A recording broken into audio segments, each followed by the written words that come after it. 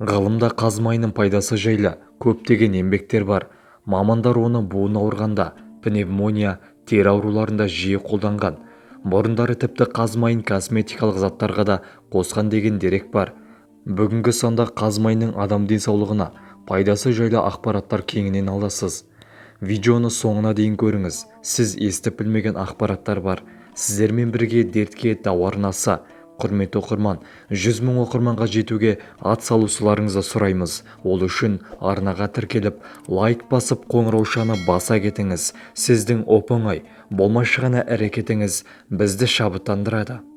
Қаз майының құрамы төмендегідей болады: селен, қанықпаған май қышқылдары, холестерин, И дәрумені. Аталған элементтер кешенінің арқасында қаз майын ауырсынуды босататын, иммундық жүйені қалпына келтіретін және жараларды емдейтін құрал ретінде кеңінен қолданады. Сонымен қатар оның антиоксиданттық қасиеті бар. Құрамында қаз майы бар препараттар зат алмасу процесін реттейді, иммундық жүйеңізді нығайтады, терінің және липидті тосқауылдың су балансын қалпына келтіреді, қабыну және ауырсынуды жояды.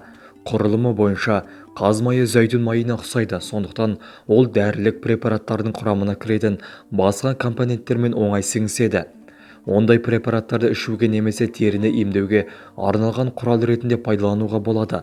Мамандар қаз майының денсаулыққа зиянынан гөрі пайдасы көп дейді. Мысалы, ежелгі руста оны ертеректе асқазанды емдеу құралы ретінде қолданған. Мысалы, ішімдік ішердің алдында бір шай қасық қазы майын ішу арқылы асқазанды ішімдіктен зақымдамай, адам бойына токсиндердің таралуының алдын алған.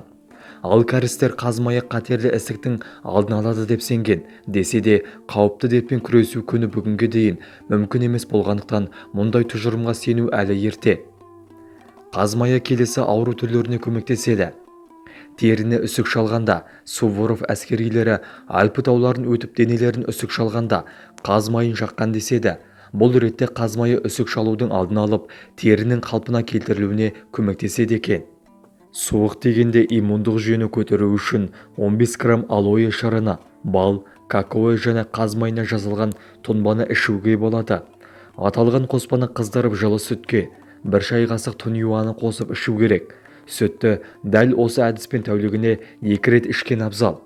Жөтелген уақытта ол үшін 100 грамм арақ, 100 грамм бал және 100 грамм майда араластырып ішкен жөн. Аталған қоспаны жақсылап араластырып, қараңғы жерде тұндыру керек. 7 күннен кейін қоспаны қолдануға болады. Тәулігіне бір шай қасықтан күн сайын қабылдаса болады. Күйген кезде, күйген теріні қалпына келтіруде қаз майы таптырмас ем болып саналады. Ол үшін күйген теріні күніне 2 рет теріні күйдіріп алғаннан соң бірнеше күн өткен соң жағу керек. Тері патологиялары: емдеу үшін алдын ала ұсақталған емен қабығынан 20 грамм және қаз майынан 115 грамм тұратын қоспаны қолданыңыз. Тұнбаны тереге жағып, целлофанмен үстін жауып, кейін дәке немесе таңғышпен байлап қояды. Процедураны 1 сағат бойы жасаған жөн. Қаз майы емдік қасиеттері өте төмен және жоғары температурада да жоғалтпайды. Сонымен қатар қаз майы ағзаны жылыту әсеріне ие. Сондықтан ол теріні үсік шалғанда кезде жиі қолданылады. Сонымен қатар экзема, псориаз, есекжем әртүрлі этиологиядағы іріңдер, тітіркену мен қызару, жаралар мен тердің тілінуі кезінде де кеңінен қолданады. Алайда ашық жаралар кезінде қаз майын тек дәрігер кеңесімен пайдаланған жөн.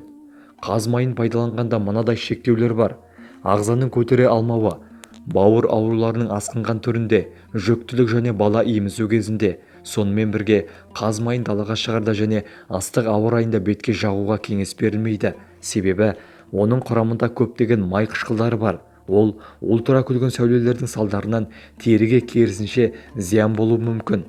Қаз майын көп жағдайда ұйықтар алдында қолданған жөн. Қаздың майын созылмалы жүрек қан тамырлары ауруларымен сырқаттанған жандарға да жиі пайдалануға болмайды. Себебі оның құрамында холестерин болғандықтан ол қанның ұйып, тромбордың жарылуына әкеп соқтыруы ықтимал. Ем болсын. Видеоны жақындарыңызбен және достарыңызбен бөлісіңіз. Келесі видеода кездескенше сау саламатта болайық, ауырмаңыздар, дендеріңіз сау болсын. Сіздермен бірге дертке дауа арнасы.